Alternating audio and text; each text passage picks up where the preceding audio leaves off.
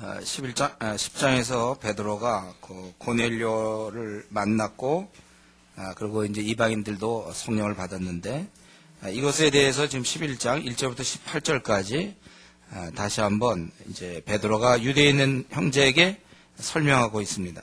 그들은 2절에 보면 베드로가 예루살렘 올라갔을 때 할례자들이 비난하여 이르되 네가 무할례자의 집에 들어가 함께 먹었다 이렇게 비난하게 되고, 그래서 그때 있었던 그릇이 내려왔고 짐승을 보았고 자기 잡아먹으라고 그래서 그럴 수 없다고 그랬는데 주께서 깨끗하게 한 거 네가 그러지 말라고 그랬고, 그래서 고넬료를 만났고 또 세례를 베풀었다, 이 얘기를 쭉 이제 하고 있습니다.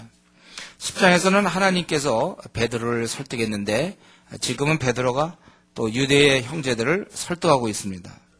그래서 이렇게 설명을 쭉 하고 난 다음에 18절에 그들이 이 말을 듣고 잠잠하여 하나님께 영광을 돌려 이르되 그러면 하나님께서 이방인에게도 생명 얻는 회개를 주셨도다 하니라, 이렇게 결론을 내었다는 것입니다. 저는 이제 이 말씀 볼 때 확실히 그 초대교인들이 다르구나. 그들은 비난을 했다가 자기가 미처 몰랐기 때문에 그랬지만 그것을 제대로 깨닫고 난 다음에는 바로 인정하고 있는 그런 모습을 우리가 볼 수 있어요. 사실 이렇게 하기가 쉽지 않거든요. 우리가 누구를 막 비난하고 막 큰 소리 치다가 그런데 보니까 자기가 잘못돼서 알고 보니까 그럴 때 우리가 쉽게 내가 잘못했다고 얘기하겠는가. 그럴 경우 이제 우리는 우기기 쉽죠. 자기를 변명하기 쉽고 좀 어떻게 대충 좀 넘어가려고 그러는 건데, 초대교회 사람들은 굉장히 이러면서 정직했고 분명했어요. 초대교인들은 자기들이 비난했지만 듣고서는 우리가 잘못됐구나 하고서 인정하는, 이런 걸 볼 때 이미 원래 초대교인들은 자기가 죽어있다는 게 확실하죠. 자존심 따위 벌써 없었어요. 자존심 뭐 이런 거, 그건 우리가 사실 벌써 그건 오래전 얘기죠. 그리고 제가 자존심 얘기하면 어떻습니까? 추억에 사로잡힌 추억이죠. 우리가 무슨 자존심이 있습니까? 우리는 오래전에 버렸어요. 우리 고집 마찬가지죠. 고집 오래전에 버렸습니다. 우리 디도서 1장 7절에 보면 마땅히 주의 종은 고집을 부리는 자가 아니라고 그렇게 되어 있습니다. 고집은 우리가 별로 죄라고 생각 안 하는데 사실 죄예요. 고집 부리는 거. 사실 이 사람들은 굉장히 꺼리끼는 거죠. 그동안 그렇게 오랫동안 무할례자들과 상종을 안 했는데, 그렇지만 그것을 수용하고 있는 것입니다. 우리가 말을 자꾸 바꾸는 것은 나빠요. 그러나 자기가 잘못됐다고 자기가 판단하거나 생각이 잘못되는 것을 깨닫는 다음에 그것을 즉시 인정하는 것은 그것은 귀한 신앙인의 자세입니다. 원래 이런 거는 성숙한 자만이 하는 거예요. 아무나 못하는 거예요. 신앙의 아마추어들은 못하는 겁니다. 신앙의 프로들만 할 수 있는 거예요. 그걸 그냥 인정하는 것이죠. 저는 우리가 그랬으면 좋겠어. 우리 이게 성도 모두는 참 자기가 얘기하다가도 틀렸다, 잘못하면 바로 인정하면 되잖아요. 뭐 그렇게 자존심 있고 고집이 있습니까? 우리 다시 한번 자기가 어떤 스타일인지 생각해 봤으면 좋겠습니다. 근데 이때 중요한 기준은 뭐냐면 이들이 이 말을 들을 때 베드로가 했던 얘기, 내가 누구이기에 17절 하나님을 능히 맡겠느냐. 그러니까 이들도 얘기를 쭉 들어보니까 이거 하나님이 분명히 원하는 거거든. 그러니까 초대교회 형제들도 자기들이 지금 자칫 하나님을 대항할 수 있는 것이 될 수 있음을 알고 잠잠했다 그러잖아요. 잠잠하고 처음 생각과는 달랐지만은 그러면 이방인에게도 생명 없는 회개를 주셨다, 이렇게 얘기하고 있는 것입니다. 이거는 뭐 우리 초대교회뿐만 아니라 우리도 마찬가지죠. 항상 우리는 하나님이 무엇을 원하실까? 그걸 우리는 항상 생각해야 됩니다. 내가 하는 행동을 하나님이 기뻐하시는가? 그것이 항상 기준이 돼야 된다는 거예요. 우리는 항상 하나님이 이걸 원하실까? 아닐까? 이것이 우리 생애에 항상 기준이 돼야 돼요. 내가 생각하는 거 말고. 그래서 이 앞에 1절부터 18절까지가 이방인에게 복음을 전할 수 있는 이론적인 근거가 마련된 것이라면 이후부터는 실제 이방인들에게 복음 전한 사실이 소개되고 있습니다. 19절부터 거기 26절까지 보니까 먼저 이 일을 시작한 사람이 흩어진 성도들이. 그때 스데반의 일로 일어나는 환란으로 말미암아 흩은 자들이 베니게라는 것은 이제 쭉 이스라엘 위쪽이죠. 해변 쪽에 두로 시돈 그쪽에 베니게예요. 다 포함한 이스라엘 북쪽 지역인데 베니게와 구브로는 우리 섬 지중해에 있는 섬인데 아주 가깝죠. 그다음에 안디옥까지로 유대인에게만 말씀을 전했다. 이 안디옥은 아마 예루살렘에서 항상 굉장히 북쪽이니까 며칠 걸려서 갈 수 있는 곳일 텐데 지금 이제 터키에 있죠. 터키.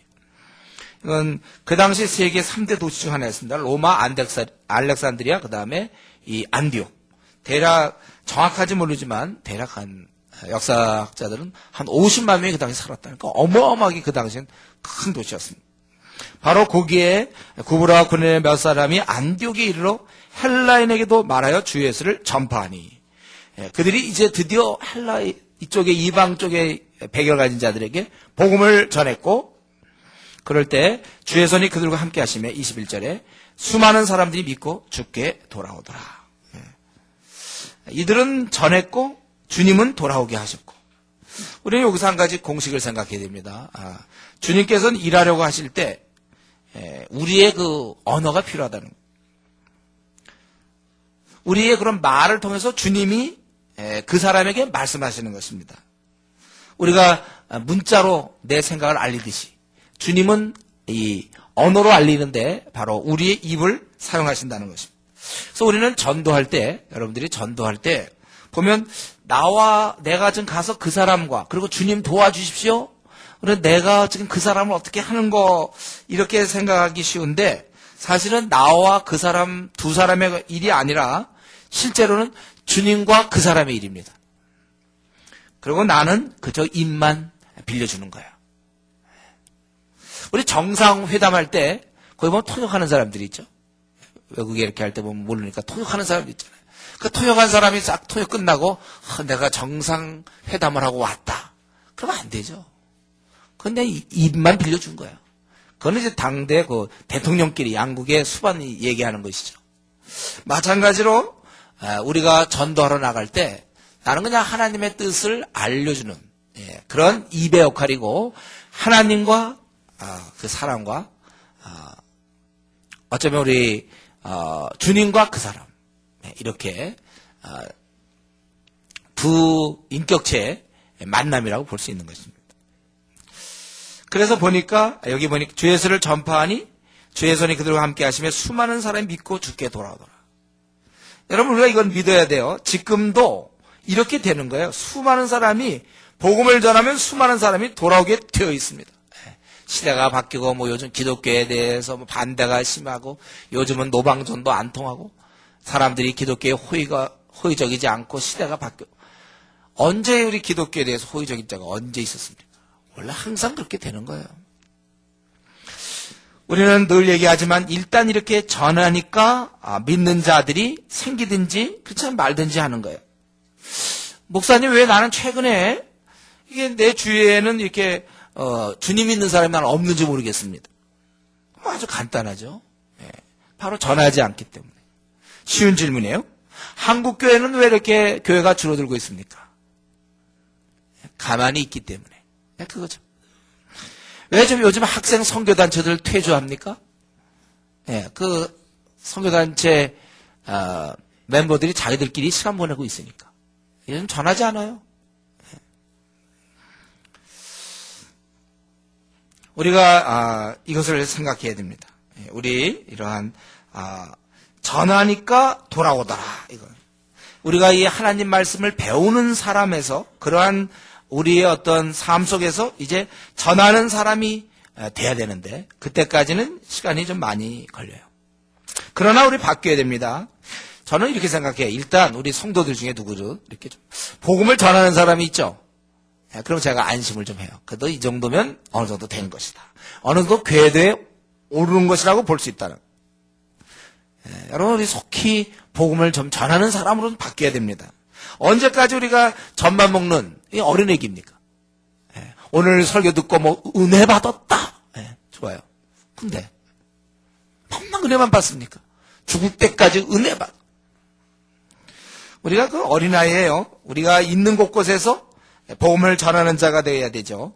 복음만 갖고 있는 자, 그리고 나눠주지 않는 자, 이것은 하나님의 뜻을 거스리는 것입니다. 우리가 누군데 하나님의 뜻을 거스리죠? 주께서는 그 전파되기를 원하세요. 주님은 그 사람을 자녀로 맞이하고 싶은데 우리가 중간에 껴갖고 방해하고 있어요. 입을 안 여니까 자녀가 될 수가 없어. 우리는 그 하나님 앞에 우리가 참 불순종하는 것이고 동시에 그 사람에게도 크게 죄 짓는 것이죠. 그를 구원시킬 수 있었는데. 죄 짓지 마십시오. 우리는 우리가 이렇게 전하는 자로 빨리빨리 바뀌어야 됩니다. 정말 한국 교회 생각하면 참 안타까워요. 왜 이렇게 가만히들 있는지. 그리고 제가 오늘 이 본문을 보면서 이 사람들, 이들이 흩어져가지고 복음을 증거하고 있어요. 예수를 전해. 이들의 마음이 단단하다는 거예요. 마음이 아주 굳어요. 굳건해. 보통 이런 상황이잖아요. 이런 상황이면은 예를 들면 고향에서 쫓겨났고 지금 핍박 때문에 도망다니고 언제 죽을지도 모르고 이렇게 됐을 때 보통 경우는 다시 한번 자기를 돌아보게 됩니다. 꼭 내가 이 일을 해야 하는가? 꼭 이렇게까지 믿어야 되나? 이런 거. 우리도 보면 이제 집에서 믿는데 안 믿는 어머님이 야 제발 좀 너 뭐 꼭 네가 그래야 되느냐? 어떤 데 뭐 눈물을 흘렸다든지 수련회 네가 꼭 가야 되느냐? 막 이럴 때 꼭 내가 그러면 이렇게 믿어야 되는가?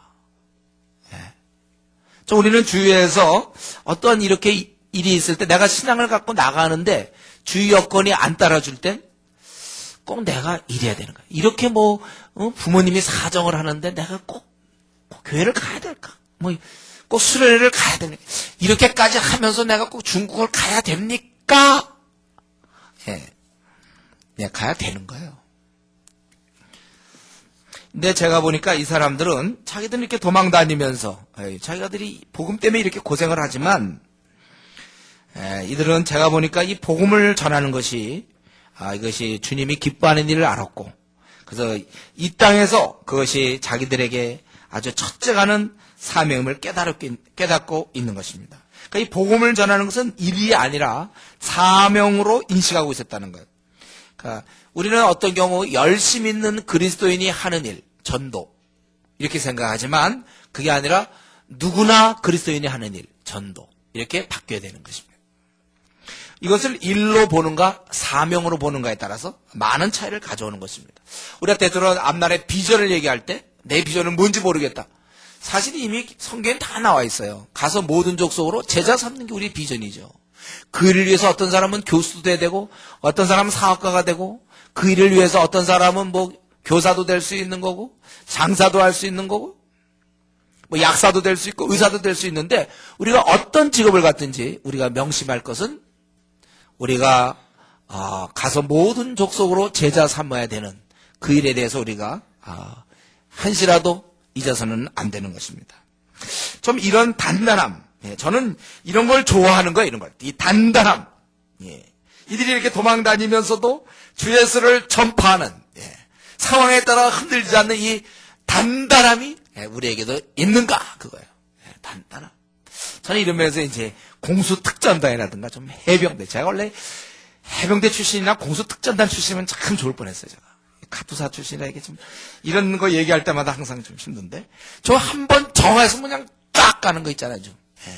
우리에게 이런 좀 힘들었기 때문에 어이고 상황이 힘들어요. 잠수 타는 거 이런 거 잠수부 되는 거 그거 하지 말라고 그랬죠. 제가 뭐 좀 그렇다고 낙심이 되고 뭐 회의가 됩니다. 그 말 들으면 진짜 내가 회의가 돼. 그건 뭐가 그게 한 번 믿고 이제 눈에 안 보이는 하나님 딱 섬겼잖아요. 자기가 믿기로 결단했으면 그냥 딱 가는 거지. 상황 따라서 꼭 이래야 됩니까? 연약하지 맙시다 우리.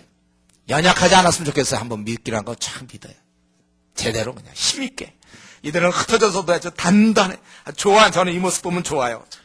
이들이 흩어져서 숨어들어서 굴 속에 다 들어갔다 이런 게 아니고 예수를 전파. 좋지 않습니까? 이럴 때 성령의 역사하시고 함께 하시고. 그리고 지금도 이렇게 되는 거예요. 원래. 수많은 사람이 믿고 주께 돌아오게 돼 있어요. 원래는. 안 하니까 문제죠. 단단한 그리스도인이 되자. 여러분들. 연약하지 마십시오. 예? 다른 면에서 우리가 좀 유약하게 보여도 주님 섬기는 일이 아주 그냥 단단해야 돼요.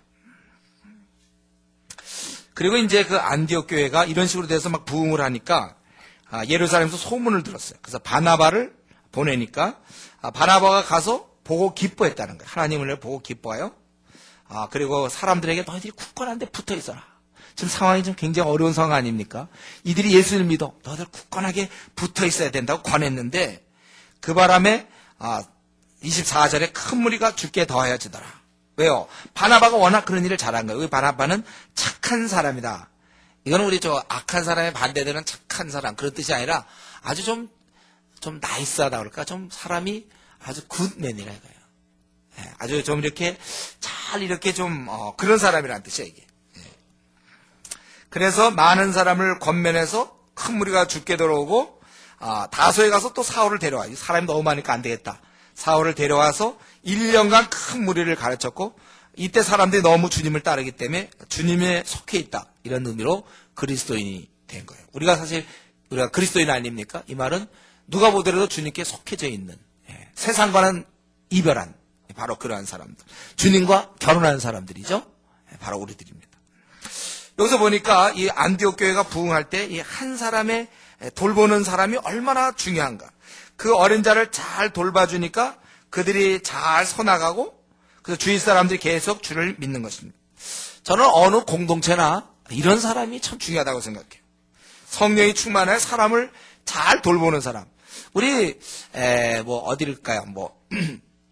관공서를 가더라도 또 병원을 가도 좋고 같은 일을 하더라도 어떤 사람은 이렇게 좀 잘 편안하게 하는 사람이 있고 또 그렇지 않은 사람이 있어요. 같은 영업사원이라도 사람을 슬슬 잘 다루어서 판매 실적이 아주 많은 사람이 있고 또 그렇지 못한 사람이 있습니다. 여러분 같은 간호사라 하더라도 어떤 사람은 그냥 와서 그냥 의무적으로 그냥 찔러 주사 탁 넣고 그냥 좀 그런 사람이 있는 반면 어떤 사람은 참 이렇게 그러냐 하면서 이렇게 친절하게 그런 사람이 있지 여러분들. 어디 무슨 관공서를 가든 어딜 가도 기왕이 얘기하는 거 좀 좋게 얘기하고 좀 편안하게 해주는 사람이 있고 딱딱거리는 사람이 있고. 여기 같은 리더라도 사람의 마음을 좀 잘 알고 좀 헌신적으로 사람을 잘 끌어당기며 돌보는 리더가 있고 어떤 리더는 좀 열심은 참 있는데 사람을 잘 못 돌봐요. 예. 이상하게 그 조언들 이상하게 불편하게 하고 힘들게 하는 사람이 있습니다. 같은 조장이라 하더라도 사람을 이렇게 끌고 다니는 사람들이 있죠. 이렇게 보면 몰고 다니는 사람들 반드시 이유가 있습니다. 예. 바나바는 아주 성령과 믿음이 충만하고 아주 굿맨이라 아주 착한 사람이 여기 표현되어 있는데 요거는 제가 지금 설명 못해요. 어제 사실 제가 밤새도록 잠이 안 왔어요. 아주 힘들고 그래서 누워서 요런 사람 이게 어떻게 해야 되는 건가를 좀 설명해 보려고 제가 많이 묵상을 해봤는데 답이 없어요. 이걸 어떻게 설명을 못해? 여러분 알아서 하세요. 알아서. 여러분이 지금 이게 뭔지를 그냥 알았으면 좋겠어요. 그냥 알겠습니까 여러분? 그냥 이게 어느 단계인지? 예. 그냥 그 사람이 보면 벌써 이게 달라요. 예. 누가 그런 얘기 했어요. 리더는 사실 만들어지는 게 아니라 태어난다. 물론 그것도 약간 극단적인 얘기지만 그것도 일리가 있는 거예요. 벌써 사람이 이렇게 다 보면 모임 같은 데 이렇게 보면은 사람을 볼 때 잘 이렇게 사람을 돌보고 좀 큰 형처럼 큰 언니처럼 슬슬 잘 돌보고 이렇게 호응해가면서 좀 사주기도 해가면서 이렇게 다듬어주면서 이렇게 좀 잘 그렇게 이끄는 사람이 있어요. 어떤 사람 말을 그냥 힘들게 하고 아주 좀 이상한 기질이 있어요. 아주 신경질적인 이런 반응이라든가 이래갖고 사람들이 별로 따르고 싶지가 않아. 한번 지금 이 시간 자기를 생각해보세요. 좀 자기는 좀 어떨 것 같습니까? 자기 보면 항상 지나는 곳마다 고등학교 때는 고등학교 애들이 자기를 줄줄 따라다녔고 지금 대학생이면 대학생 애들이 자기 과외 친구들 자기를 따라다니며 예? 지금 직장에 있으니까 벌써 직장에서 사람들이 나를 벌써 의지하고 있는 그런 분위기가 있습니까? 아니면 혼자 그냥 밤낮 따입니까? 따. 예?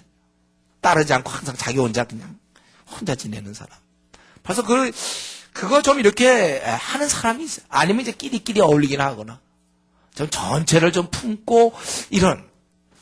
제가 이게 예를 참 못 드는 게 참 안타까워요. 성령님이 그냥 깨닫게 하셔야 돼요, 여러분들. 그래서 생각해보니까 내 주위에 누가 좀 그러나 이제 물론 여기 성도들 얘기는 제가 할 수 없고요. 이전에 우리 그 BBB의 형제 중에 하나, 그 리더 중에 한 사람, 우리 교회 와서 한번 강의한 분 있을 거예요. 그 형제 정말, 그 형제 정말 유순하고 부드러운 듯한데 속은 되게 강하지만, 겉으로는 굉장히 유순하고 사람을 쏙쏙 이렇게 쭉쭉, 쏙쏙 이렇게 끌어당긴다. 사람을 쫙 끌어들이고, 자기 돈도 좀 써가면서, 그 사람에 맞추면서, 자기 좀 손해보면서, 바울 사도 얘기했던 여러 사람에게 여러 모양. 요런 사람, 자기 성질 그대로 살아있으니까 그냥 힘들죠. 밤낮 부딪히고 누굴 끌어들입니까? 끌어들이면 사람들이 도망가죠. 그냥 세니까. 요런 사람이 좀 우리 모두가 이런 사람이 돼야 돼요. 지금 우리 목표는 저도 그렇고 여러분 다 이런 사람이 돼요. 여기서 얘기하는 그 바나바는 착한 사람이 요 개념 아주 좋은 아주 준비 잘 돼 있는 어릴 때부터 품성이 잘 만들어지고 다듬어지고 사람을 쫙쫙 끄는 어린 사람 잘 돌봐주고 쫙 이런 사람 전문가 요거 느껴집니까? 뭔지 좀 느껴지나요? 그런 사람이 많아야 돼요. 우리가 어차피 한국 교회를 책임져야 됩니다, 여러분. 좀 이렇게 자기 거 너무 안 주장하고 좀 맞춰가면서 좀 전체를 보면서 이렇게 좀 손해 보면서 되어지는 쪽으로 하는.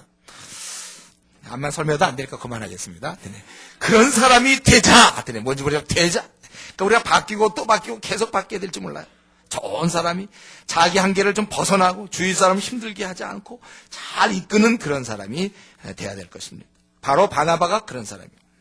그러나서 그들이 1년간 가르쳤다는 거예요. 그래서 얼마나 사람들이 말씀을 배워가지고 변했는지 그리스도께 속해 있다는 말을 듣게 됐다는 것입니다. 이게 배움의 결과예요. 우리 배우는 것은 우리 기독교에서는 아주 중요합니다. 그래서 우리 에베소 4장에도 우리가 불신자로 있을 때 어둠에 있을 때 그리스도를 배웠기 때문에 새 사람을 입었다. 나오죠? 너희는 이같이 배우지 않았다. 이렇게 돼 있어요. 불신자도 배워서 신자가 되고 초신자도 자꾸 배워서 성숙한 신자가 되는 것입니다. 우리 좋은 의사가 되려면 예과만 딱 공부해서 되는 게 아니에요. 본과만 해서 되는 게 아니라 인턴 레지던트 과정을 계속 겪어가면서 자꾸 배워야 되는 것처럼 하나님이 쓸만한 우리 일꾼이 되려면 자꾸만 배워야 되는 것입니다. 당시에 그 사람들은 직업이 뭐 농사를 짓거나 또 목축이거나 무슨 뭐 장사를 했거나 뭐 이런 장사를 했거나 이렇게 했어요. 그래서 이들은 시간이 좀 넉넉해요. 오늘날처럼 뭐 야근은 그 당시 없었습니다. 시간 사용이 자유로워요. 이들은 많은 시간 배울 수 있었습니다. 그래서 제가 하루면 한 얼만큼 배울까 생각해보니까 최소한도 한 5시간 이상은 된 것 같아요. 이들이 저녁 이후로는 쭉 시간을 낼 수 있어요. 그 당시 불은 있었으니까. 그리고 암만 못해도 많으면 한 10시간도 배웠을 것 같아요. 제가 이번에 태국 갔을 때 가서 보니까 거기 있는 사람들 농사 짓다가 그냥 쑥 오더라고요. 아침부터 와갖고 거기 집사 같은 사람들이 이제 리더들이 좀 있었는데 뭐 오늘 그냥 와서 있으면 돼요. 뭐 그러더니 하루 종일 배웠어요. 밤에 뭐 지키러 가면 된다 그러면서. 그러니까 그 당시에 사람들은 최소한도 제가 보니까 하루에 5시간 내지 10시간 혹은 더 이상 1년 동안 배웠다는 거예요. 이런 면에서 야근을 하는 우리들은 심히 불리한 것입니다. 제가 이전에 제자들 얘기했죠. 제자들은 예수님과 3년. 물론 풀로 3년은 아니더라도 그냥 우리가 3년으로 잡을 때 자는 시간 6시간 정도 빼고 많이 잤을 것 같잖아요. 예수님 뭐 10시간씩 주무셨을 것 같지 않거든. 한 6시간 잤을 것 같고 그러면 제자들도 같이 움직이면 18시간씩 하루에 곱하기 3년. 그렇게 공부했다는 거예요. 지금 우리 주위에는 여호와 증인들이 그렇죠. 여호와 증인이 매일 2시간씩 성경 공부합니다. 여호와 증인. 이들은 증인이 돼야 되기 때문에 2시간씩 공부해요. 이들은 아주 충성스러워. 그들이 2시간씩 공부한단 말이죠. 우리가 만약에 하루에 2시간씩 공부할 경우 제자들처럼 배우려면 한 27년 정도 하루에 2시간씩 여러분들 한 27년 정도 배우면 제자들이 아는 만큼 알 수 있어요. 그러니까 그들은 구약을 자유자재로 인용하잖아요. 많이 아니까. 우리 아직도 지금 스가랴 하면 스가랴 뭔지 모르잖아요. 또 이 뭐 회막에 대한 것도 잘 모르고 레위기 쪽도 우리가 잘 모를 수 있고 요한계시록도 잘 모르는 거 어쩌면 투성이 아는 것보다는 아는 건 그저 거기서 명맥을 쫙 유지하지 않습니까? 아브라함이 이삭을 낳고 이삭이 야곱과 에서를 낳았고 야곱이 이렇게 하다가 또 이런 12아들을 낳고 그중에 요셉이 또 이렇게 되고 그것만 하나도 있지 이 풍성한 거. 여러분, 고시 공부하는 사람들도 보면 하루에 뭐 15시간, 막 18시간씩 공부하죠. 예, 그래서 한 3년, 막 5년씩 해서, 그래서 막 법조문 막 외우고 그러니까 딱 얘기하면 무슨 법조에 판례에 의거하여 이렇게 딱 나오는 거예요. 그거 공부 뭐 안 해갖고는요, 그냥 모르는 거예요. 우리가 이런 면에서 우리도 힘써야 됩니다. 예. 저는 그래서 이 시간에 좀 제안하고 싶은 것은 최소한도 우리가 하루에 2시간 정도는 우리가 노력하자. 여러분 어떤 경우 뭐 게임 같은 거 하고 인터넷하고 뭐 TV 보는데 2시간 내는 건 뭐 그렇게 어렵다고 생각을 안 해요. 우리가 이 성경 배우기를 힘써야 됩니다. 하루에 한 2시간 정도 확보해서 성경을 읽고 또 PBS 열심히 하고 신앙서적을 읽어야 되지 않습니까? 이런 시간 주실 때 하루에 한 2시간 정도는 우리가 해야 앞으로 한 27년 정도 지나야 지금 우리가 그동안 좀 배운 것도 있으니까 한 20년 정도 지나야 제자 정도 수준 될 거 아닙니까? 지금부터 부지런히 하루에 한 2시간씩. 부지런히 하나님 말씀을 배워야. 그러면서 누가 얘기했잖아. 배워야 산다. 참 좋은 말씀이에요. 우리가 배워야 사는 거예요. 날마다 성경을 상고하던 베레아 사람을 우리가 생각해야 되는 것입니다. 우리가 어떤 면에 전문가가 되려면 이 정도 시간 투자 안 하고는 될 수가 없어요. 신자라고 할 때 우리가 주님께 속했다고 할 때 성경을 가까이 하는 것은 너무나 당연한 것입니다. 제가 로마서 할 때 얘기했어요. 3퇴에 대해서 우리가 퇴근하고 나서 텔레비전 보면 퇴보한다 그랬죠. 3퇴. 퇴근하고 집에 와서 이제 성경을 봐야 되고 기도를 해야 되잖아요. 그런데 왜냐하면 직장에서는 성경 보고 기도를 못 하거든요. 우리가 하나님 말씀을 가까이 해야 되는데 야 직장에서 그 시간을 많이 뺏기는구나. 그럼 어쩔 수 없어요. 우리가 먹고 살아야 되니까. 그러면 이제 집에 왔으면 한 2시간이고 확보해서 성경 보고 기도를 하고 그래야 되는데 2시간 확보해서 텔레비전을 본다니까요. 그러니까 퇴근하여 텔레비전 보면 퇴보한다. 3퇴. 중요한 거죠 우리가. 지금 그렇게 하는 사람 많아요. 한국교회 성도들 중에 의뢰 월요일 날은 그냥 집에 오면 텔레비전 본다니까. 화요일 날은 집에 오면 이제 텔레비전 보죠. 수요일 날은 수협에 잘 안 가지요. 텔레비전 봐야 되고. 그러니까 원래 비록 크라이스트, 예? 주님께 속해 있다 이거. 비록 크라이스트인데 주님께 속해 있어요. 이들이 그래서 그리스도인이에요 이게 원래. 예, 그리스도인이 그런 뜻이에요. 이들은 완전히 텔레비전에 속해 있는 거죠. 예, 늘 텔레비전. 예, 어떤 사람은 이제 인터넷에 속해져 있는 사람이 있어요. 비롱 투 인터넷에 속해져 있는 사람. 게임에 속해 있는 사람도 있습니다. 그러니까 한국교회가 허약할 수밖에. 집사도 저도 있다니까. 2시간씩. 그러니까 그냥 기껏해 수예배 정도 혹시 오면 다행이고. 자기 시간을 들여서 말씀을 배워야 되는데 이들은 제가 보기에 안디옥에서 이들이 이렇게 배우지 않았습니까? 열심히 배운단 말이에요. 배웠기 때문에 여기에서 주님께 속한 자들이 나왔다. 저들은 늘 사상이 주님께 이렇게 바뀌는 거야, 주님한테. 우리가 이런 면에서, 여러분, 한 달란트 땅에 묻어놓은 사람들 참, 한 달란트 묻어놨다고 우리는 아닐 거라고 생각하지만, 사실 우리는 우리의 시간을 묻어놓고 있는 거예요. 또 우리의 이 시력을, 지금은 성경 보기 좋은데, 나이 들면, 저희 어머님 같은 경우는 이제 하루에 한 장 보기가 힘들어요. 아주 밝은 빛이 날 때, 그때 겨우 한 장 보세요. 그 전까지는 잘 못 보다가, 빛이 잘 날 때 이제 하루에 한 장. 지금 여러분 시력이 좋은데 말이죠. 예? 시간이 있는데 어떻게 우리가 월요일 하루 하나님 주신 하루인데 화요일 하루인데 어떻게 성경과 기도 말씀 막 이런 거 없이 그냥 직장생활하고 집에서 텔레 보다가 잡니까?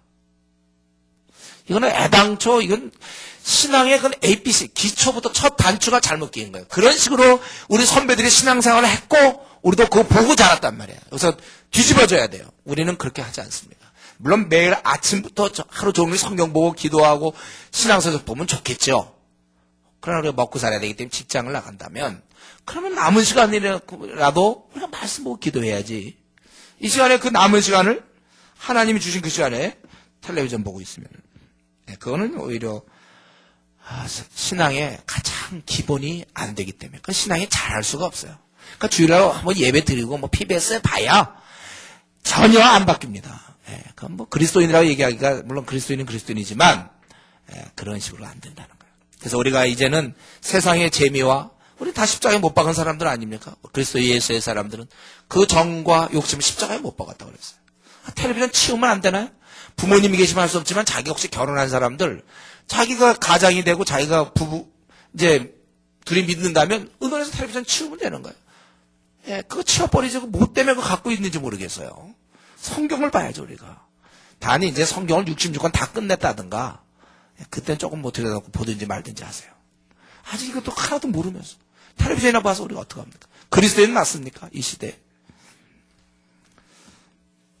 그리고 이제, 이들은 이렇게 부흥을 했고, 그리고 이들은 이러한 것들을 또 예루살렘에, 흉년이 들었기 때문에, 예. 그때 아가보가 예언하죠? 천하에 큰 흉년 된다. 그 당시 성경이 완성되지 않았고, 중요한 일이 있을 때 하나님께 사람을 통해서 예언한 적이 있어요. 그때 글라우디오 황제 때 그랬다는 거예요. 글라우디오 황제는 AD 41년부터 54년까지 통치했던 왕입니다. 그때 그랬다는 거예요. 그때 어떻게 됐는가? 형제들이 이때 기도하는 게 아니라 부조를 했다는 거예요. 예, 물론 기도했는지 그건 잘 모르겠지만 부조라는 거예요. 이들이 돈이 필요한 사람들에게 부조를 했다는 거예요. 이때쯤 이들은 신앙이 생기면서 적어도 한 가족의 개념을 형성했습니다. 가난한 자를 돌보고 나눴습니다. 예, 같이 하려는 정신, 내 주위의 가족과 같이 하려는 정신이 이들한테 싹 텄다는 거예요. 예. 여러분, 그래서 우리가 지금부터 결심해야 돼요. 예, 우리 가운데는 뭐 지금 이미 직장생활 하는 사람도 있고, 이제 직장에 또 들어가야 될 사람이 있는지 모르겠어요. 다시 한번 제가 기회 될 때마다 얘기하지만, 우리 심플 라이프를 해야 된다고 그랬어요. 아주 단순하게. 월급에 따라 생활을 맞추면, 그건 세상 사람들입니다. 예. 우리는 내 최소한의 생활비를 측정하고, 그대로 사는 거야, 죽을 때까지. 가능한 한 그 범위에서 조금 올라가면, 물가 올라가면, 우리는 최소한의 생활비로 고정시키고, 그래서 월급이 올라가면 올라갈수록 그만큼 더 많은 재정을 가지고 하나님 나라를 위해 쓸 수 있고, 가난한 사람을 위해 쓸 수 있는 거예요. 내가 만약에 내 월급에 따라 내 생활을 맞추면 우리는 평생 남을 도울 수 없습니다. 도와도 조금 돌보거나. 네. 우리가 지금 많은 사람을 도와야 돼요. 지금 기아로 매일 3만 5천 명에서 4만 명이 기아로 죽지 않습니까? 먹지 못해서 죽는 사람이 매일 4만 명이 돼요, 이 지구촌에. 여러분, 우리가 이럴 때 그냥 나은 사람을 위해서 그렇게 우리가 살아도 될 거예요. 됐냐 이거예요. 우리 고아들, 거지, 무위탁 노인들 많이 있습니다, 지금. 예, 이 독거노인들 혼자 대안없이 사는 사람, 정부에서 얼마 나오는 거 그거 갖고 먹고 아주 그런 사람을. 제가 이번에 태국 갔을 때도 그랬죠. 우리 애들이, 예, 우유를 못 먹어서 키가 안 커요. 그거 얼마 된다고? 우유 못 먹어요. 가난해. 또 돈 없어서 수술 못 받는 사람 많고, 아프리카는 뭐 얘기할 것도 없어요. 얼마나 가난한지 몰라요. 그쪽. 그래서 조금만 약만 써도 살 걸 약 못 써서 죽는 사람도 허다하게 있는 이때에 우리가 막 외제차를 타고 다닌다. 뭐 우리 교회는 이제 그런 사람이 없지만은. 앞으로를 생각하는 거야, 앞으로. 예. 예. 우리가 뭐 고급 승용차 또는 뭐 옷 같은 것도 명품 뭐 핸드백도 요즘 뭐 명품 있대, 명품. 막 몇십만 원짜리 명품 들고 다녀. 그거 들고 가면 뭐 짐들이 더 잘 들립니까? 왜 그 명품? 그리스도인이 막 옷 같은 거 막, 예? 메이커. 남들이 볼 때 어떻게 할까? 우리가 아직까지 자기가 살아있는 거야. 그게 뭐가 중요합니까? 그 돈 모아서 기아 대책에 돈을 보내고 말이죠. 정말 할 일이 많은데. 명품 들고 다니려고 자기. 메이커 입으려고. 아직 죽었는지 모르겠어. 정말 그 사람 그리스도인 맞습니까? 우리 자신 다 죽이고 오직 그리스도만 우리가 위하여. 정말 우리 주의 형제자매 인류를 위해 살아야죠. 우리가 결단하세요, 여러분들. 나는 월급에 따라 살지 않고 내 최소한의 생활비에 따라 나는 그거에 맞춰 내가 살아가겠다. 그래야 더 많이 진급을 해서 뭐가 되면, 사장이 되면 그만큼 월급 더 많이 받으면 더 많은 사람을 도울 수 있는 거예요. 이제 11장에서 복음이 막 확장되고 또 이들은 서로 사랑하고 기독교 정신을 보여주고 있는 이때 12장에서는 이러한 복음이 확장되는 것을 막고자 하는 세력이 활동하고 있음을 보여주고 있습니다. 그러나 아무리 그래봐야, 여기 이제 헤롯 왕이 나타나는데, 아무리 그래봐야 23절, 24절에 있는 것처럼 헤롯은 죽고 하나님 말씀은 흥황하여 더하는 것입니다. 그래서 이제 베드로가 잡혀요. 헤롯 왕이 손을 들어 교회 중에 몇 사람을 해하라여 요한의 형제 야고보를 칼로 죽였습니다. 예. 우리 요한의 형제 야고보, 요한, 야고보, 베드로, 이 세 사람이 예수님의 인호 그룹에 있었죠. 예. 아주 가까이 있던 사람인데, 좌우에 앉게 해달랬던 그 야고보. 죽었다. 칼로 죽였다. 그래서 칼로 죽였다는 것은 이제 목을 베인 걸 얘기합니다. 참수. 그랬더니 유대인들이 아주 좋아해요. 그 차도 그냥 기독교 이거에 대해서 했는데 아주 기뻐하는 거 보고 그렇다면 또 베드로 당시에 사도의 우두머리 베드로를 잡았다는 거예요. 예, 그래서 잡음에 옥에가 누워서 군인 4씩인 4패에 맡겨 지키고 좀 소문 들었는지 모르지. 이전에도 그냥 가면서 그냥 나갔다는 얘기를 들었는지 그렇게 4씩 4패로 붙여서 6월절에 후에 죽이려고 그렇게 한다는 거예요. 이럴 때 교회는 간절히 하나님께 기도했다는 거예요. 여러분 우리는 그때나 지금이나 똑같아요. 교회는 어려움을 당할 때마다 성도들은 어려움을 당할 때마다 기도하는 겁니다. 다른 방법이 없어요. 우리는 세상과 우리 힘으로 싸워봐야 안 됩니다. 기도가 있는 기도.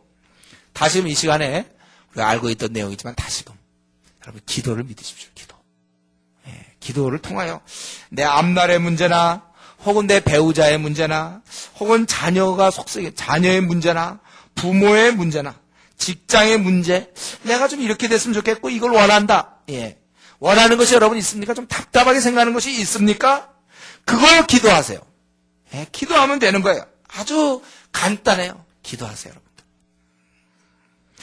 정말 이런 문제 생각하면 참 속상해, 내가 이런 문제. 이거 좀 이렇게 하면 좋을 텐데. 답답하단 말이죠. 그렇다면 기도하세요. 제가 보기에 기도 안 하는 거는 아직까지도 견딜만 한 거예요. 정말 답답하고 속상하면 그러면 기도하는 거예요. 결혼 문제, 집안의 문제, 부모 문제 있습니다. 그런데 기도 안 해. 아직 견딜만 하네요. 제가 보기에. 여러분 정말 답답하고 속상한 일 있습니까? 하나님 앞에 원하는 거 있습니까? 그 기도하시는 거예요. 기도가 강력한 거. 그래서 결국 나오는 거 아닙니까? 이 기도는 힘이 있는 거예요, 여러분. 기도는 응답이 있는 거라고 그랬어요. 그래서 베드로가 풀려납니다. 6절부터 19절까지 쭉 그 풀려나는 모습이 나오죠. 처형하기 바로 전날, 바로 전날이 이제 헤롯이 잡아내려고 하는 그 전날 밤에 늦게 나타나면 안 되죠. 천사가 나타났더니 벌써 죽었다든가. 이게 아니에요. 다 그 전날에 다 알아. 영적인 법을 다 알아. 그래서 싹 왔어요. 베드로가 두 군인 틈에서 두 쇠사슬에 매어 누워 자는데 굉장히 엄중한 죄수라는 걸 알 수 있어요. 파수꾼들은 또 그러고서도 그것도 부족해서 파수꾼이 문 밖에서 옥을 지키고 있습니다. 그럴 때 호련히 주의 사자가 나타내며 옥중에 광채가 빛난다 그랬어요. 쫙 나타날 때 아마 광채가 빛나. 보통 그렇게 막 밝으면 눈 좀 뜰만한데 베드로는 쿡 자고 있었어요. 그래서 베드로의 옆구리를 쳐 깨워 이르되, 저도 사실 궁금했는데 어디를 쳐서 깨우나. 보통 궁뎅이 같은데 중요한 문제는 아니에요. 이런 거는 옆구리를 쳐서 깨웠어요. 급히 일어나라. 근데 사실 지금 매어 있는데 뭐 일어납니까? 매어 있는 사람 보고 일어나라 하면 됩니까? 놀랍게도 쇠사슬이 그 손에서 벗어졌다. 그리고 띠를 띠고 신을 신고 베드로가 그대로 하고 또 겉옷을 입고 따라오라 하는데 베드로가 따라 나갈 때 그는 환상을 보는 줄 알았다는 거예요. 그래서 10절에 보면 첫째와 둘째 파수를 지나요. 굉장히 엄중한 감옥이라는 걸 알 수 있어요. 첫째, 둘째 파수하는 것을 다 지났고 그리고 마지막에 시내랑 밖이랑 통하는 그 쇠문이 그때 쇠문에 이르니 문이 저절로 완전히 거의 자동문 갔더니 열리는 거예요. 쇠문이. 그래서 한 거리를 지나니까 천사가 떠나더라. 이때쯤 이제 아마 찬바람도 불었겠고 이때 베드로가 이때 정신 차린 거예요. 이게 바로 천사를 보내서 나를 벗어나게 한 거구나. 깨닫고는 12절에 마가라는 요한의 어머니 마리아 집에 가니 여러 사람이 거기 모여 기도하고 있더라. 이들이 그냥 밤새도록 중요한 문제를 놓고 밤새도록 초대교인들이 기도한 모습을 이걸 엿볼 수가 있어요. 이렇게 하는 거구나. 중요한 문제를 놓고. 그 기도하고 있는데 그래서 베드로가 이제 문을 두드려. 약간 여기 좀 코믹한 부분이에요. 베드로가 문을 두드렸습니다. 로데라는 여자아이가 영접으로 왔다가 베드로의 음성인 줄 알고 너무 기뻐했어요. 그럼 빨리 문을 열 거로 생각되죠? 아니에요. 너무 기뻐하고 다시 뛰어들어가. 그래서 뭐라 했냐면 베드로가 대문 밖에 섰다 이렇게 얘기해요. 그들이 말하되 미쳤다 그랬어요. 자기들이 열심히 기도해 놓고서는. 우리 때때로 우리 기도 제가 이론 중에 그런 거 있잖아요. 우리가 받은 줄을 믿고 기도하고 그렇지 않으면 뭐 응답 못 받는다. 그게 아니라 이 사람들은 그렇게 별로 믿지도 않았는데 응답 받았잖아요. 믿음의 기도라는 것은 내가 한 내용을 믿는 게 아니라 하나님이 이 기도를 듣는다는 걸 믿는 거라고 그랬어요, 제가. 그래서 내가 미쳤다. 그러나 여자아이는 힘써 말해. 이런 빨리 가서 문 열면 되지 뭘 또 힘써 아닙니다라고 밖에 있는데. 그러니까 그들이 듣다니 그러면 그의 천사라. 자기 중에 누구라도 한 명 뛰어와서 문을 열든지. 그래서 이러고 있으니까 베드로는 계속 문 두드린 거예요. 왜 안 열어주는지 모르겠어요, 이쪽을. 그들이 문을 열어 베드로를 보고 그리고 놀란 거예요. 응? 어떻게 자기들 그렇게 기도해 놓고서는요, 나온 것에 대해서 아주 놀래고 있어요. 어떻게 이런 일이 있을 수 있는가. 그래서 그들에게 베드로가 자기를 어떻게 나오게 했는지, 그리고 또 야고보와 형제들에게 이 말을 전하라. 야고보는 그 당시 리더였습니다. 이 예수님의 동생, 그 당시 초대교회 아주 지도자였댔어요. 그리고 전하고 떠나 다른 곳으로 가니라. 아마 좀 안전한 곳으로 피했는지 모르겠습니다. 그 날이 새매 어떻게 됐어요? 군인들이 베드로가 어떻게 되는지를 알지 못하여 적지 않게 소동하니 헤롯이 그를 찾아도 보지 못하며 파수꾼들을 신문하고, 왜냐하면 그 중에 동조자가 있나 보다. 그래서 누군가 그 편이 있나 보다 하고서 알아본 거죠. 그러고선 그들을 죽여라. 그 당시의 법은 죄수를 놓치면 그 대가는 그 파수꾼이 당하는 것이었습니다. 우리 여기서 베드로가 이제 이렇게 감옥에서 잡혔다가 풀려나오는 모습을 볼 수 있습니다. 이거 네 번째죠, 벌써. 베드로가 처음에 우리 사도행전 4장 3절에 종교적 지도자들한테 잡히죠. 그다음 풀려나오고, 또 5장 18절에 보면 이제 감옥에 들어갔는데 주의 사자가 옥문을 열고 끌어내어 이르되 가서 이 생명의 말씀을 다 백성에게 말하라 그랬어요. 5장 18절에. 그리고 또 5장 20절에 다시 잡히고, 그리고 요번에 네 번째로 왕에게 잡혀서 이번엔 꼭 죽는 거였는데 살아났습니다. 우리는 여기서 늘 우리가 항상 있는, 그리스도인에게 항상 있는 질문, 왜 야고보는 잡혀서 죽어야 되고 왜 베드로는 계속 풀려나는가? 이때 얼마든지 하나님 마음만 먹으면 야고보가 이때 참수당하지 않았단 말이에요. 목 잘려 죽지 않았어요. 왜냐하면 그때도 이런 능력에 하나님께서 천사 보내서 빼면 빼는 거거든요. 근데 왜 야고보는 그대로 났습니까? 야고보는 왜 그대로 죽어야 되고 베드로는 계속 이렇게 풀려납니까? 누구는 죽고 누구는 사는가? 우리는 이런 문제, 비슷한 문제 많이 있죠. 왜 선교사들이 기껏 준비 다 돼서 갔는데 가서 뭐 며칠 만에 차에 치여 죽거나. 우리 선교사들이 제일 많이 죽는 건 교통사고예요. 교통사고로 왜 죽습니까? 그거 좀 차를 좀 늦게 오게 하거나 하면 빨리 오게 하거나, 차를 쳤어도 그냥 어떻게 안 죽게 하거나 얼마든지 할 수 있는데 왜 죽습니까? 선교사들이. 왜 아프가니스탄에 가서 왜 2명씩이나 죽습니까? 왜 누구는 죽고 누구는 살아야 됩니까? 우리 이 문제, 왜 누구는 멀쩡한 사람이 왜 그렇게 신앙생활 되게 열심히 했던 집사인데 왜 암에 걸리죠? 그 사람 장로님으로 충성을 다했는데 왜 교통사고로 장애인이 됩니까? 이런 문제들, 이런 문제, 우리는 항상 이런 문제 생각할 때마다 생사의 문제는 하나님의 손에 달려 있는 거예요. 다만 우리가 요 야고보를 볼 때, 야고보가 죽은 거 볼 때 한 가지 후세 사람들의 도움되는 건 있어요. 신앙이 없기 때문에 죽는 게 아니라는 거죠. 이렇게 신앙이 좋던 초대교회의 사도도 죽었다. 예수님이 죽었다는 게 사실 그거예요. 바울도 잡혀 죽었다는 거. 그러니까 우리가 사실은 신앙이 없기 때문에 어려운 일 당하는 거다. 이런 인과응보나 기복신앙은 조심해야 되는 것입니다. 어쨌든 이런 생사 문제는 하나님의 손에 달려 있는 것이다. 우리 주님이 이 땅에 지상에 거니시면서 하셨던 말씀, 마태복음 10장 29절 31절에 보면 참새 2마리가 한 아사리온에 팔리지 않느냐. 그러나 너희 아버지께서 허락하지 아니하시면 그 하나도 땅에 떨어지지 아니하니라. 여러분, 참새들 이렇게 잡히는 거 있잖아요. 그거 다 계획된 거 하나님이. 아무 참새나 그냥 떨어지는 게 아니에요. 그런 법이 없어요.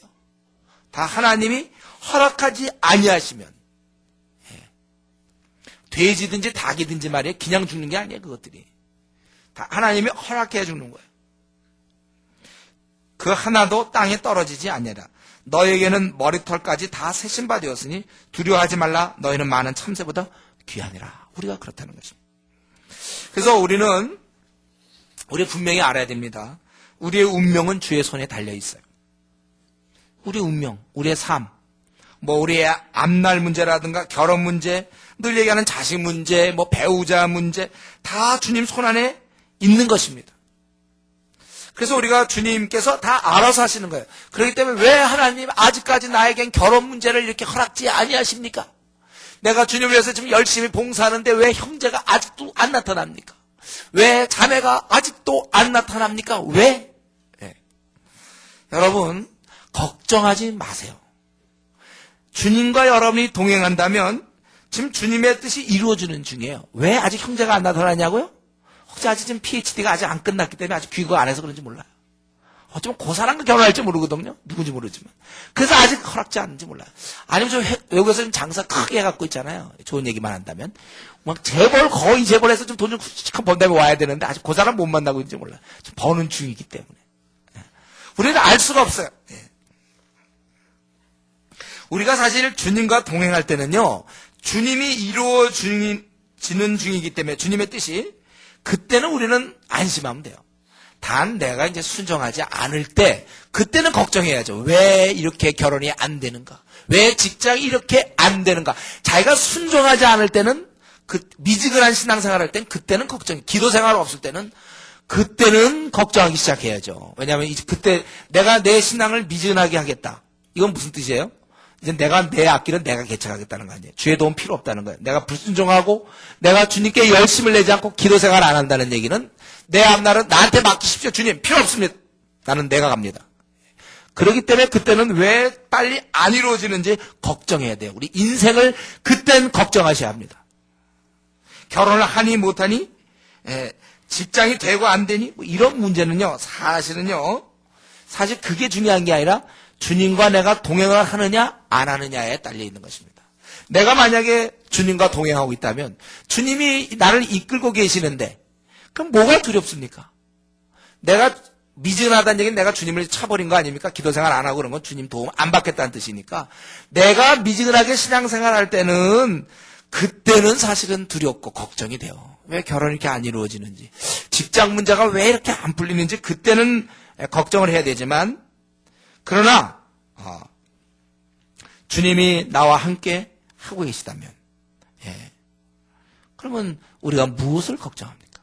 여러분, 왜 걱정해? 주님이 나를 다 알아서 해주시는데. 여러분, 우리가 이걸 명심해야 돼. 제가 이렇게 얘기하는 것은 우리가 정말 주님께 열렬히 매달리는 사람, 기도하는 사람이라면요, 이런 거 걱정하지 마세요. 그러니까 결혼 문제라든가 무슨 직장 문제라든가 앞날의 문제라든가 먹고 사는 문제라든가 뭐 자녀의 문제라 배우자의 문제라, 기도하는 사람은 그건 걱정할 필요 없어요. 단 기도 안 하는 사람도 뭔가 해야 되지 않습니까? 기도 안 하는 사람은 대신 이제 이런 것만 걱정해야 돼요. 결혼 문제, 앞날 문제, 먹고 사는 문제, 뭐 이런 거 쭉 걱정해야 돼. 기도 안 하는 사람 마음대로 하세니까 어느 쪽을 택하든지. 기도해서 편안하게 그냥 사시겠어요? 아니면 기도 안 해서 고 안 하는 시간만큼 쉬니까 대신 걱정은 본인이 하든지. 그냥 여러분이 결정할 문제예요. 그래서 저는 지금까지 살아오면서 그랬어요. 저 같은 개인적으로는. 제가 기도 생활을 하기 때문에 걱정 정말 안 했어요. 대신 하긴 뭔가 남는 게 있는 거죠. 기도 시간 그렇게 드린 만큼 대신 저는 걱정 따위는 안 합니다. 앞날 우리 대안이 있습니까? 없지요? 그것도 걱정 안 해요. 전 지금까지 사실 걱정 안 했어요. 뭐 우리 교회 문제도 대안 하나도 없어도 주님이 대안인데 뭘 걱정을 합니까? 그러니까 지금 혹시 목사님 저는 미지근합니다. 그러니까 잘 생각해 보세요. 계속 미지근할지 아니면 걱정 근심 안 할 생각하면 뜨겁게 주님께 기도할지. 여러분 정하면 되는 거예요. 그리고 이 죽음에 대해서 한 가지 좀 시각차가 있는 걸 우리가 시각차가 있음을 우리가 좀 발견하게 돼요. 우리는 대부분 죽음을 끝으로 생각하잖아요. 근데 성경은 끝이 아니라고 생각해요. 불행도 아니고 죽음이라는 것은 천국 생활의 시작이라는 것이죠. 그러니까 야고보는 일찍 천국 생활한 거고 베드로는 더 지상 생활을 누린 것이죠. 저는 이걸 볼 때 제가 둘 수 있는 건 또 논산. 전 논산 내가 저 해병대 출신이면 참 할 얘기가 많았을 텐데 논산 출신이라. 논산에서 우리 포복 훈련이 있어요. 포복 훈련. 이거 이제 1시간 하고 10분 쉬고 또 50분 하고 10분 쉬고 50분 하고 또 뭐 높은 포복 낮은 포복 의경 포복 막 하는데 저는 그때 한번 얘기했죠. 저는 그럼 다 했다고 제가. 시간을 다 소화했다고 그랬죠. 50분 다 내내 하는 거예요. 잘하는 사람 빨리 한 5분만 지나고 나서 빨리 벌써 됐다는 사람은 번호 불러요. 난 내 번호 나오나 안 나와. 그래서 50분 동안 갖고 이제 10분 쉬었다가 그 다음 거 하면 나는 이미 에너지가 다 빠져 있는 상태인데 또 하면 내가 그 사람들보다 불리할 거 아닙니까? 저 한 40분 동안 쉬었던 사람들, 에너지가 충만한 사람과 나는 에너지 다 쓴 다음에 또 하니까 가뜩이나 못 하는데 막 다 까지거든요. 잘하는 사람은 안 까지는지 모르지만 난 다 까뜨리고선 그 다음에 또 불러줄 줄 알고 해도 안 불러. 그럴 때 여러분 일찍 부르는 게 그게 불행입니까? 빨리 불러서 너 쉬어라. 그때 빨리 이렇게 잘하면 쉬고 못하면 계속 기어야 되거든. 이게 100% 맞는 예는 아니지만, 야곱은 어차피 천국 생활 하는데 야곱은 굉장히 일찍 천국 생활 한 거예요. 베드로는 이제 늦게 땅에 더 남아가지고 고생하다가 쫓겨다니고 도망다니다가, 그러고서 이제 한 거죠. 죽음에 대한 이 자세, 시각차가 있다는 사실 우리가 좀 기억해야 될 것입니다. 그리고 사실은 베드로 스스로도 이렇게 살긴 살았지만, 베드로도 많이 바뀌었어요. 그는 내일이면 죽는 그날, 그는 쿨쿨 자고 있었다는 것이죠. 이전에는 두려워서, 계집종 앞에서도 부인하고 저주했던 그 베드로가 지금 감옥에서 쿨쿨 자고 있는 모습. 깨워야 될 정도로. 정말 이런 면에서 우리가 이 죽음에 대한 생각을 저와 여러분 바꿔야 됩니다. 바울도 그랬잖아요. 제가 빨리 죽었으면 좋겠다. 빨리 죽었으면 좋겠다. 내가 여기서 주님과 교제 나누지만 직접 주님을 보고 좀 천국 생활했으면 좋겠다. 이러한 단계. 우리가 좀 암에 걸리면 어떻게 되는가? 죽는 거예요. 빨리 죽는 거죠. 빨리 주님이 부르시는 거예요. 그러니까 그냥 놔두면 계속 장수할 것 같은 체력적으로나 모든 면에서 주님은 빨리 부르고 싶은데 그러니까 이제 암 같은 거 하나 걸려주면 빨리 갈 수 있는 거예요. 그렇게 되는 거예요. 우리가 이 죽음에 대해서도 속히 이런 단계에 들어갈 수 있도록 우리가 힘써야 될 것이고, 죽이려고 했던 베드로는 죽지 않고 대신 이제 헤롯이 죽게 되는데, 그는 아주 정치적 인물이었습니다. 그래서 두루와 시돈 사람들을 아주 미워하는데, 그러니까 그 사람들이 그 나라에 쓰는 양식을 먹기 때문에 이 헤롯에게 친해지려고 두루 시돈 사람들이 왕의 침소를 맡은 신하 블라스도를 설득하여 화목하기를 청했다는 거예요. 그래서 만나기를 원하고, 그래서 이 블라스도라는 사람을 통해서 아마 로비를 한 것 같아요. 그래서 청했더니 헤롯이 나를 정하여 왕복을 입고 단상에 앉아 백성에게 연설을 했습니다. 사람들이 크게 부르되 이것은 신의 소리요 사람의 소리가 아니라. 그러니까 그 당시 이스라엘 백성들도 이 정도였습니다. 이 정도. 이스라엘 백성들이 하나님 나라 백성인데도 이렇게들 영적으로 아주 잠을 자고 있었어요. 그러다가 사람들한테는 그렇게 인정을 받는지 모르지만 하나님께 그는 참 벌을 받아서 주의 사자가 곧 친히 벌레에게 먹혀 죽으니라. 죽어도 그는 벌레한테 먹혀 죽으니. 이것은 아마 그 요세푸스, 사가 요세푸스는 얘기하기를 격렬한 복통. 그래서 한 5일간 고통을 당한 후에 죽었다. 이렇게 기록해 놓고 있는데. 어쨌든 그 헤롯은 죽고 24절에 아주 그 대조가 되죠. 하나님 말씀은 흥왕하여 더하더라. 그리고 바나바와 사울이 열심히 일하고 있는 모습. 활발하게 움직이는 모습으로 이 12장을 마치고 있습니다. 여러분 지금 이 사건 헤롯은 죽고 하나님을 대적하던 그 헤롯은 죽고 하나님 박해받던 사람들에 의해서 하나님 말씀은 흥왕해가고 이것은 무엇입니까? 이 사건을 기록한 이유는 뭐예요? 이 사건은 모형이라는 거예요. 이 사건은 앞으로 장차 세상은 이렇게 된다는 뜻입니다. 결국 주님은 승리하게 돼 있다는 거예요. 세상의 모든 우상, 세속적인 것, 하나님을 배양하는 모든 가르침이나 집단, 이러한 모든 것은 다 무너질 것이고 오직 하나님의 뜻은 온전히 쓰며 하나님이 기뻐하는 일은 열매를 맺을 수밖에 없다는 것입니다. 이런 면에서 우리가 지금 하고 있는 일 여러분 다시 한번 돌아봅시다. 우리가 지금 하고 있는 일 주님의 이름을 위해서 우리가 전투하고 주님을 위해서 우리가 전도하고 뭐 선교를 가고 주를 위해서 우리가 애쓰는 그 일 전도하고 뭐 이런 것들은 결국은 그 끝은 승리라는 사실이에요. 비록 중간에는 안 될 듯 보이고 중간에 낙심될 만한 일들이 많이 나타나고 중간에 거의 무너지는 것이 아니냐, 교회가 이렇게 가다가 교회 문 닫는 거 아니냐, 뭐 여러 가지 보일 수 있을지 모르겠어요. 어려움이 있을지 모르겠어요. 그러나 그 끝은 승리로 연결되어 있다는 것입니다. 여러분 그렇기 때문에 다른 사람은 어떻게 살든지 여러분 지금 나름대로 주님께 충성하고 있습니까? 주님 때문에 나름대로 여러분 정말 애쓰고 수고하며 땀을 흘리고 있습니까? 그렇다면 계속 그렇게 하십시오. 자기가 깨달은 대로 다른 사람이 어떻게 하든지 나는 적은 일에 나라도 충성하겠다. 여러분께 충성하면서 나아가야 되는 것입니다. 그리고 이 나아가면서 내가 궁극적으로 이기는 자의 편에 선 것을 여러분 감사하셔야 합니다. 주위에 아무도 주님의 일 할 때 보면 악한 마귀가 이런 방법 저런 방법 우리를 괴롭힙니다. 집안을 통해서라든가 친구를 통해서 회사에 또 여러 가지 상황을 통해서 우리를 하여금 낙심시키고 넘어지게 하지만 그러나 내가 궁극적으로 주님 편에 있다는 사실 우리가 두려워 말해야 돼요. 주 안에서 수고가 헛되지 않을 것을 믿어야 되는 것입니다. 사람이 선행하다가 낙심하지 말지니 피곤하지 아니하면 때가 이르면 거두리라. 그렇게 얘기했어요. 다시 한번 이 시간 나름대로 좀 주님께 충성하고 있습니까? 주님이 기뻐하는 일을 나름대로 하고 있습니까? 여러분 뒤로 물러나지 마십시오. 한탄하지 마십시오. 후회하지 마십시오. 왜 이렇게 사는가? 억울하게 생각하지 마십시오. 우리가 주님 편에 있으면 비록 그 길이 당장은 안 이루어진다 할지라도 그 길에 어려움이 있다 할지라도 왜 이렇게 우리는 고생을 해야 되는지 그렇다 할지라도 주의 편에 있는 자들은 반드시 승리한다는 것. 승리가 보장된 이 싸움 여러분 계속해서 포기함 없이 주의 군사로서 계속 전진할 수 있는 저 여러분 되기를 바랍니다. 우리 이 시간에 한번 같이 기도했으면 좋겠습니다. 우리 11장 12장 주의 말씀에 흥하고 정말 승리하는 이런 모습 보면서 오늘 말씀 중에 자기가 좀 깨닫는 아무 말씀이든지 같이 놓고 기도하겠습니다. 아버지